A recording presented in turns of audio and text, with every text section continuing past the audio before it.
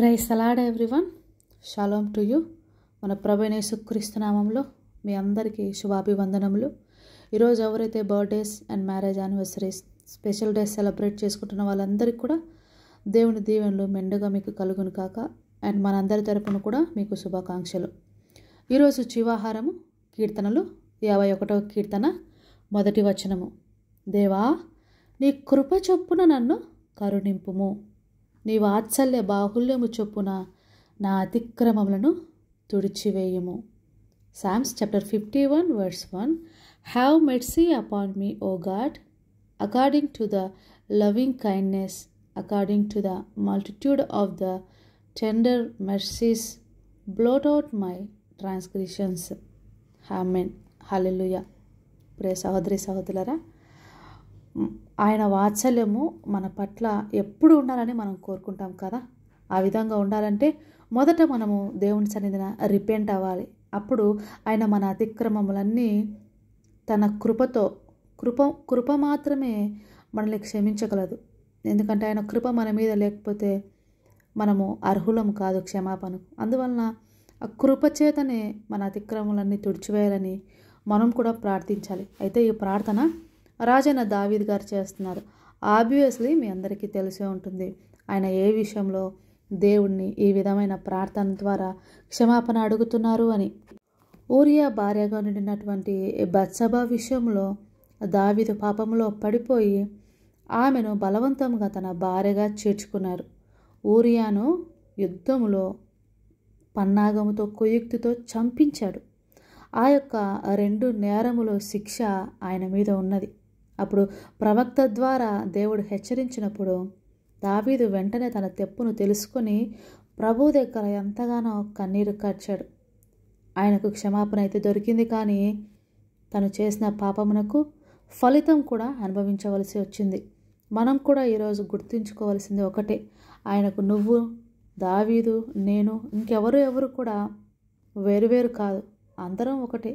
అందరి కోసం ఆయన తన రక్తంను చిందించారు. చెప్పాలంటే దావీదు కంటే మనమే భాగ్యవంతులం అనుకుంటాను, ఎందుకంటే ఆయన రక్తం మన మీద ఉన్నది కనుక. దావీదు ఇంకా ప్రవక్తలందరూ కూడా ధర్మశాస్త్రంలోనే ఉన్నారు, కానీ మనము కృప కిందికి వచ్చాము. హల్లెలూయా, దేవునికి స్తోత్రం కలుగును కాక అండి. ఆయన కృప అమూల్యమైనది. ఆయన కృపే మనల్ని ఈరోజు జీవించడానికి అర్హులుగా చేసింది. లేదంటే మనకు ఏమాత్రము బ్రతుకుట అర్హత లేని వారము. దేవుని సన్నిధిని అందరూ ఒకటే, అందరికీ ఒకటే జడ్జిమెంట్. పక్షపాతం ఏమీ లేదు, భేదం ఏమీ లేదు. అందరూ పాపము చేసి దేవుడిచ్చి మహిమను పొందలేకపోతున్నారని వాక్యం సెలవిస్తుంది. అలాగే ఆయనకు దావీదు వేరు కాదు, మనము వేరు కాదు. మనందరికి కూడా దేవుడు సరి అయిన తూకముగా, ఆయన దగ్గర సరి అయిన తూకపురాలు ఉన్నాయట. దాంట్లో మనల్ని తూకం వేస్తారు. మన క్రియలు, మన విశ్వాసము, మన యొక్క ప్రార్థన జీవితము, అన్నింటినీ. అందుకే ఆయనకు సేవకుడిని భేదం లేదు, విశ్వాసులని భేదము లేదు.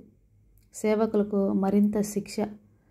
సేవకుని 10 సార్లు హెచ్చరించినప్పటికీ లోబడినప్పుడు దేవుడు గాడిద ద్వారా కూడా బుద్ధి చెప్పించారు బిలాముకు.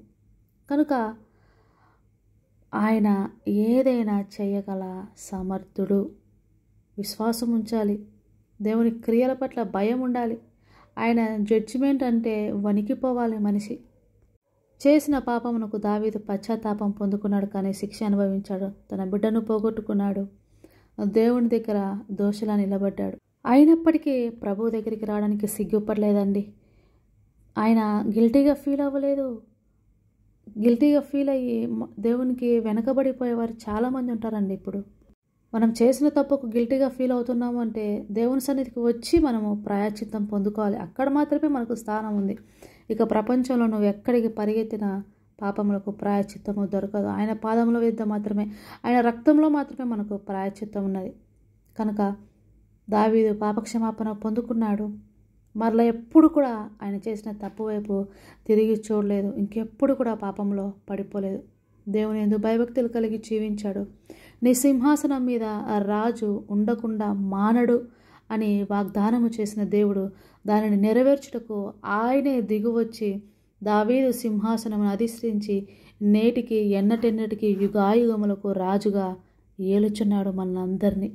హల్లెలూయా. కనుక ప్రియ సహోదరి సహోదరులారా, మీ యొక్క తాపుల నిమిత్తము పాపముల నిమిత్తము పశ్చాత్తాపడండి, దేవుని యొద్ద క్షమాపణ పొందుకునండి. హిస్సోపుతో నన్ను కడుగు, హిమము కంటే తెల్లగా ఉన్నట్లుగా నన్ను పవిత్రపరచు తండ్రి. నా పాపములన్నీ నీ యొక్క ముఖపు వెలుగులో కనిపిస్తున్నాయి, నేను నీకు మరుగై ఉండలేను ప్రభు అని ఆయన తెలుసుకొని ఎంతగానో దుఃఖించి ఆయన కన్నీళ్లతో ఆయన పడక కొట్టుకొని పోనంతగా ఏడ్చాడు. కనుక మనం కూడా మన పాపముల నిమిత్తము తప్పిదముల నిమిత్తము మన హృదయం అంతా ఖాళీ అయ్యేటట్లుగా నీళ్లు కుమ్మరించినట్లుగా ఆయన సన్నిధిని కుమ్మరించండి. తప్పులు ఒప్పుకొనండి, విడిచిపెట్టండి. శాశ్వతంగా దేవుడు నిన్ను ఎంతగానో హెచ్చించి నీకు కూడా ఒక వాగ్దానము చేసి అది తరతరములకు ఆశీర్వాదకరంగా ఉన్నట్లుగా దీవిస్తారు.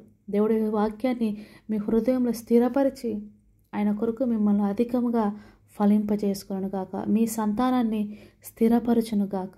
ఆమేన్. స్తుతి స్తుతి స్తోత్రము స్తోత్రము స్తోత్రము. మహోన్నతుడా, మహాగణుడా, సర్వశక్తిమంతుడా, సర్వాధికారి, మీకు వందనాలు, స్తుతులు, స్తోత్రాలు స్తోత్రాలు స్తోత్రాలయ్యా. ఈ ఉదయం నుంచి సాయం సమయం వరకు ప్రభా మీ బిడ్డలను తండ్రి నీ రెక్క నీళ్ళలో కాచి కాపాడండి. వారు బయటికి వెళుతుండగా తండ్రి, లోపలికి వచ్చుచుండగా తండ్రి యేసయ్య దీవించండి, ఆశీర్వదించండి. వారి పనుల్లో ప్రయాణాల్లో తోడుగొని నడిపించండి ప్రభా. అయ్యా, ఈరోజు అంతట్లో త్రొట్టుపాటు లేకుండా వారు నీ మీద ఆధారపడి మీలో నడుచుకుందరు కాక ప్రభువా. మీరిచ్చిన వాక్యము ద్వారా ప్రభువా మా యొక్క పాదములకు వెలుగైంటుండగానైనా చీకటి ఏది కూడా మా మధ్యన ఉండడానికి వీలు లేకుండా మీ యొక్క వెలుగు నీడలో నడిపించండి ప్రభువా. మేము చేసినటువంటి ప్రతి పాపములను తండ్రి క్షమించండి ప్రభువా. మరలా వాటి వైపు తిరిగి చూడకుండా నీ కృపలో నీ దయలో బలపరచండి తండ్రి. నేనైనా పశ్చాత్తాప హృదయంతో అడుగుతున్న ప్రతి ఒక్కరి ప్రార్థనను ఆలకించి క్షమించి తరతరములకు ప్రభువా శాశ్వతమైన ఆశీర్వాదాన్ని దయచేయి దేవా. మీకు వందనాలు చెల్లిస్తున్నాము తండ్రి. ఆర్థిక సమస్యలన్నింటినీ కొట్టివేయండి. అనారోగ్యంగా ఉన్న వారిని ముట్టి స్వస్థపరచండి. ప్రయాణించే వారికి క్షేమం దయచేయండి. హాస్పిటల్ అనారోగ్యాలతో బాధపడుతూ తండ్రి కడుబీదలను, వృద్ధులను, విధవరాలను, గర్భవతులను, బాలింతలను, చంటి బిడ్డలను దీవించండి, ఆశీర్వదించండి. గర్భము లేక తండ్రి బాధపడుతున్న వారి గర్భములు తెరవండి. మీ కొరకు ఆశీర్వాదకరమైన సంతానాన్ని కనున్నట్లుగా దీవించండి, ఆశీర్వదించండి. ఆర్థిక సమస్యలతో ఉన్న వారికి ప్రభువా వారి యొక్క సామర్థ్యమును పెంచండి ప్రభువా. వారి చేతి కష్టార్జితమును దీవించండి, ఆశీర్వదించండి. ఆత్మీయ జీవితంలో వెనుకబడిపోతున్న వారిని బలపరచండి తండ్రి.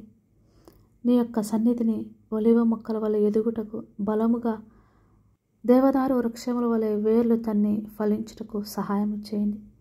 పరిశుద్ధుడా, మీకు వందనాలు, స్తుతులు, స్తోత్రాలు ప్రభా. ప్రతి ఒక్కరూ పరిశుద్ధంగా నీ కొరకు బ్రతుకుటకు సహాయం చేయండి. ప్రతి బిడ్డను పేరు పేరున కుటుంబములుగా మీ పాద సన్నిధిలో సమర్పించుకుంటూ సమస్త స్తుతి మహిమ ఘనత మీకు చెల్లిస్తూ నా ప్రభును నా రక్షకుడును త్వరలో రాబోచున్న నా యేసయ్య నామంలో అడిగి వేడుకుంటున్నాను పరమ తండ్రి. Amen, amen, amen. God bless you all. Have a good day.